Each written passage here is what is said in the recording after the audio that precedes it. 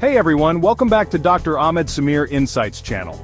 Today we're diving into a topic that many people face at some point in their careers. It is the layoffs. It's a situation that can really knock the wind out of you, leaving you feeling lost and unsure of what's next. Trust me, I've been there. But I'm here to tell you that it doesn't have to be the end of the world. If you've recently been laid off, don't worry, you're not alone. We're here to help you navigate through this challenging time with some practical steps and advice. We're going to talk about everything from processing your emotions to updating your resume, networking like a pro, and even exploring new opportunities for growth. Remember, a layoff is not a reflection of your worth or your abilities. It's simply a bump in the road.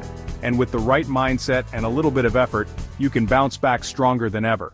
So let's get started. First things first, let's talk about the emotional elephant in the room. Getting laid off can feel like a punch to the gut. It's okay to feel a wave of emotions, shock, anger, sadness, confusion, you name it. It's all valid. Don't try to bottle it up or pretend you're not affected. Give yourself permission to feel those feelings. Acknowledge them, process them, and let yourself go through the natural grieving process that comes with any kind of loss. Talk to someone you trust, a friend, family member, mentor, or career counselor. Sometimes just saying things out loud can help you gain clarity and perspective. Remember, you're not alone in this. Layoffs happen, and it's important to allow yourself the time and space to process everything without judgment. Don't rush into making any big decisions right away. Give yourself some breathing room to clear your head and regain your footing. This is a time for self-reflection and self-care. Take some time for yourself to do things that bring you joy and help you de-stress. Whether it's going for a run, reading a book, spending time in nature, or catching up with loved ones, make self-care a priority during this transition period. It's easy to fall into the trap of self-doubt and negative self-talk after a layoff. You might start questioning your skills, your experience, and your worth. But remember, a layoff is not a reflection of you as a person or a professional. It's often a result of larger economic factors or company decisions that are beyond your control. So be kind to yourself. Silence that inner critic and focus on your strengths and accomplishments. Remind yourself of all the positive contributions you've made throughout your career. Write them down, make a list, do whatever you need to do to shift your mindset from negative to positive. Remember, this is a temporary setback, not a dead end. You have valuable skills and experience, and with the right approach, you can leverage this time to explore new opportunities and create a brighter future for yourself. Take a deep breath, give yourself a pep talk, and remember that you've got this. You are resilient, you are capable, and you will bounce back stronger than ever.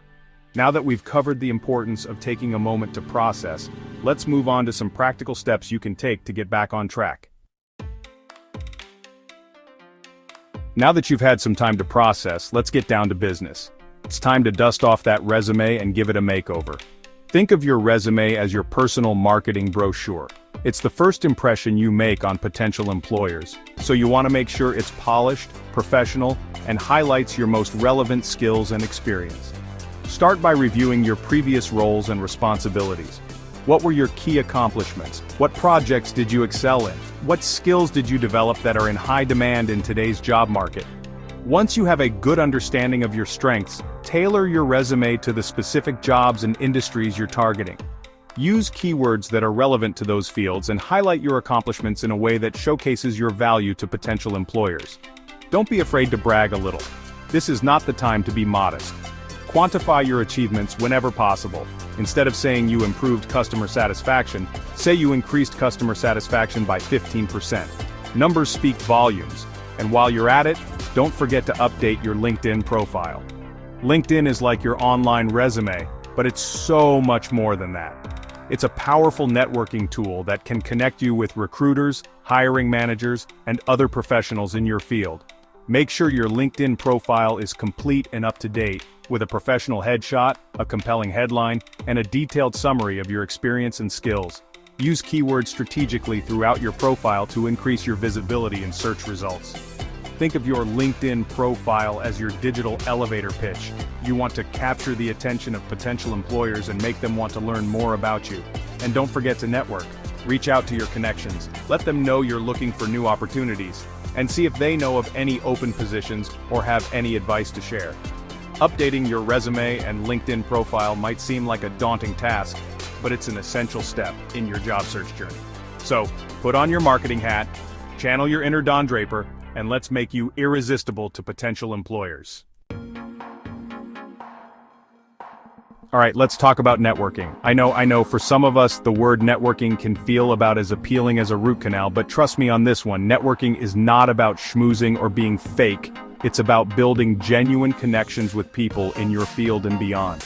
Think of it like this, you've already put in the work to build a successful career, so why not tap into the network you've already established? Reach out to former colleagues, classmates, mentors, professors, friends, family, anyone who might have insights into your industry or potential job openings. And here's the thing, people genuinely want to help. They understand what it's like to be in your shoes, and they're often more than willing to offer support, advice, or even introductions to people in their network.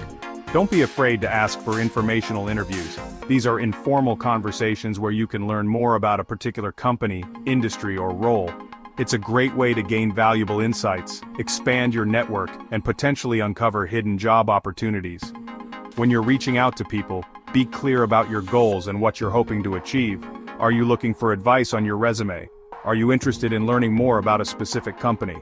Are you hoping to connect with someone who works in your field? The more specific you are, the easier it will be for people to help you. And remember to be respectful of people's time. Keep your emails concise and to the point, and always follow up with a thank you note to express your gratitude for their time and insights. Networking might feel a little uncomfortable at first, but the more you do it, the easier it becomes. So put yourself out there, be genuine, be curious, and you might be surprised at the connections you make and the opportunities that come your way. Now let's talk about something that might not have crossed your mind yet. Further education. I know what you're thinking. Education? I just got laid off.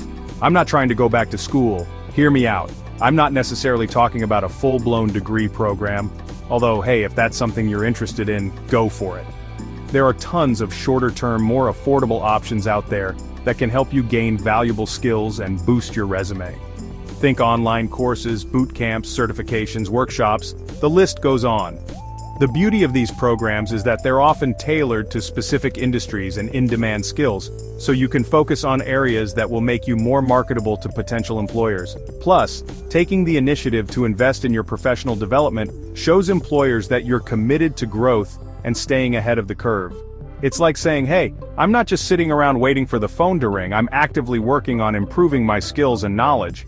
And let's be real, the job market is constantly evolving. What's in demand today might be obsolete tomorrow. By continuously learning and expanding your skill set, you're setting yourself up for long-term success, no matter what the future holds. Now I know what you're thinking. I can't afford to go back to school right now. And you know what? You might be right, but don't write it off completely just yet. There are tons of resources available to help make education more affordable, from scholarships and grants to employer tuition reimbursement programs. Do some research, explore your options, and you might be surprised at what you find. Remember, investing in your education is an investment in yourself. It's a way to future-proof your career, increase your earning potential, and open doors to new and exciting opportunities. Okay, we've covered a lot of ground today, from processing your emotions to updating your resume, networking, and even considering further education. But before we wrap things up, I want to talk about something that's absolutely crucial during this time: self-care. Look, job searching can be tough. It's a full-time job in itself, and it can take a toll on your mental and emotional well-being. That's why it's so important to prioritize self-care throughout the process. Make time for activities that bring you joy, help you de-stress, and recharge your batteries. Whether it's going for a run, reading a book, spending time in nature, catching up with loved ones, or simply taking a few minutes to meditate or practice gratitude, make self-care a non-negotiable part of your routine. Remember, you're not a machine. You can't expect yourself to be on all the time. It's okay to take breaks, to have fun, to do things that have nothing to do with your job search. In fact, it's essential. When you're feeling refreshed and recharged, you'll be better equipped to tackle the challenges of the job search process with a positive attitude and a clear mind. Plus, taking care of yourself will make you a more attractive candidate to potential employers. Think about it. Would you rather hire someone who's burnt out, stressed, and running on fumes, or someone who's energized, enthusiastic, and passionate about their work. So, do yourself a favor and make self-care a priority. Your mental, emotional, and physical health will thank you for it. And who knows, you might even discover some hidden talents or passions along the way. Thanks for watching. We hope these tips help you navigate through this challenging time. Remember, a layoff is just a temporary setback, and with the right approach, you can come out stronger on the other side.